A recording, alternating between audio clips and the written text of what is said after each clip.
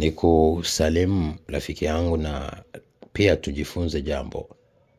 Ni upendeleo wa namna gani ambao uko nao leo unaitwa mwana wa Mungu?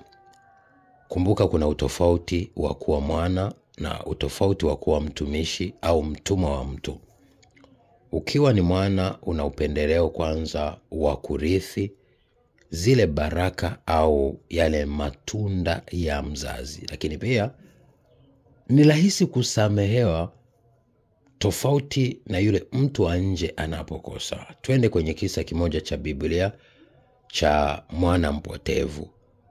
Kwa sababu baba yake alikuwa amemzaa, aliporudi mbali na kutapakanya mali katika makahaba na uzinzi, aliporudi alifanyiwa sherehe, akaoneshwa upendo, akavalishwa pete nzuri, akawekewa viatu, akanunuliwa nguo na akafanyiwa karamu nzuri na kubwa na kuvishwa pete. Lakini tunaona pia kitu cha tofauti kwenye kitabu cha waraka wa kwanza wa Yohana sura ya 3 mstari wa kwanza anasema, tazameni ni pendo la namna gani alilotupa Baba kwamba tuitwe wana wa Mungu, na ndivyo tulivyo. Na ndivyo tulivyo. Kwa hiyo kuna kitu ni lazima ukielewe unapokuwa duniani.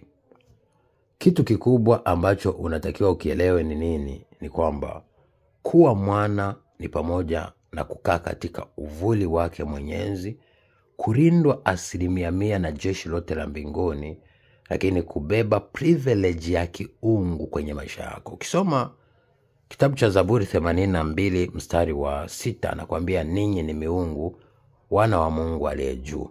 Waibrania 1:7 anakuambia mimi Mungu nafanya malaika wangu kuwa pepo au kuwa roho, na watumishi wangu kuwa miali ya moto. Tunafanywa miali ya moto, lakini Mungu anasema yeye ni moto ulao, Waibrania 12:29.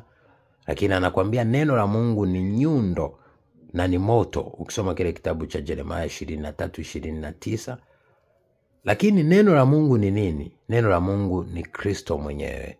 Ukisoma kile kitabu cha Ufunuo sura ile ya 9 mstari ule wa 13 anakuambia naye anajulikana.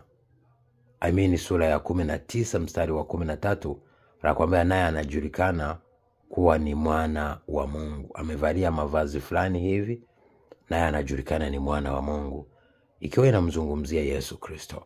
Lakini ukithibitisha zaidi kwenye kitabu cha Yohana sura ya 1 mstari wa 1 mpaka wa 14 anakuambia, anasema hivi kwamba hapo mwanzo lilikuwepo neno, naye neno alikuwa ni Mungu, naye neno alitoka kwa Mungu, na pasipo yeye hakuna chochote kilichofanyika.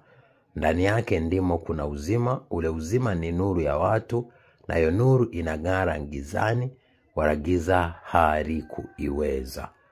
Kwa hiyo kwenye safari ya maisha yako kuna wakati unapitia mambo mengi ambayo unashindwa kuelewa kwa sababu haujajua misingi sahihi kwenye maisha yako.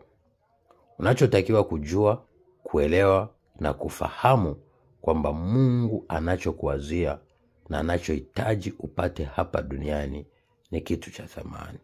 Unachohitaji ni kumjua, kumpenda, kumwamini, kuliamini neno lake, kumwamini kwamba yeye anatupenda na hayuko tayari kuona tunateseka. Anasema anajua mawazo anayotuwazia ni mawazo ya mema, si ya mabaya, ni kwa ajili ya kutupa tumaini siku za mwisho. Yeremia 29:11. Kwa hiyo leo anza kumpenda Kristo Bwana, anza kumpenda Roho Mtakatifu, anza kumpenda Baba wa mbinguni, na anza kuamini katika yeye, na kwa uhakika utaanza kuona wema wa Mungu kwenye maisha yako.